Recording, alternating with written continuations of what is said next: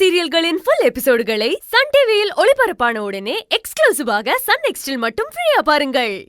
நல்ல செய்தி சொல்லும்போது இப்படி அபசகுன மாதிரி அடிபட்டுடுச்சேப்பா. இல்லம்மா, இதோட அவ திருஷ்டி கழிஞ்சு போச்சு. இனிமே உஷாவுக்கு நடக்க போறது எல்லாமே சிறப்பா தான் இருக்கும்.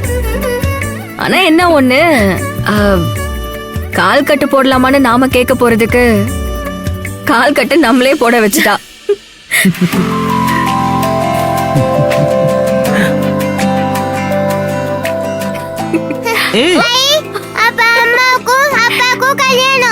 கல்யாணம் அப்பாவுக்கும் அம்மாவுக்கும் இல்ல, உஷா சித்திக்கு. உஷா சித்திக்கா? தமிழ் உஷா சித்திக்கும் கல்யாணம் பண்ணலாம்.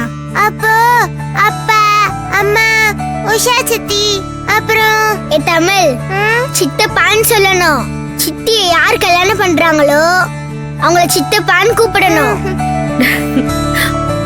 ஓகே, அப்பா அம்மா உஷா சித்தி சித்தப்பா, நாளை கல்யாணம் நடக்கும். ஏய், 4 கல்யாணம் இல்ல, 2 கல்யாணம் தான். அம்மா அப்பா சித்தி சித்தப்பா. ஓகே, யார் கல்யாணம் ஃபர்ஸ்ட்? சித்திக்கு தாமா முதல்ல. பாட்டி, நீங்க அப்பா அம்மாக்கு தானே முதல்ல கல்யாணம்னு சொன்னீங்க, இப்ப ஏன் சித்திக்குன்னு சொல்றீங்க? நீங்க என்ன ஏமாத்துறீங்க. அகில் பரவாயில்ல, சித்திக்கே கல்யாணம் நடக்கட்டும். புதுசா ஒரு சித்தப்பா வருவாங்கல்ல, அவங்க கூட நம்ம விளையாடலாம். பாட்டி, நீங்க 2 கல்யாணத்தையும் ஒரே நாள்ல வைங்க. என்னோட பிறந்த நாள் அன்னைக்குதான் பக்கத்து வீட்டு கோகுலுக்கும் பிறந்த நாள். அது மாதிரி இருக்கட்டுமே. இல்லப்பா, அப்படி செய்யக்கூடாது.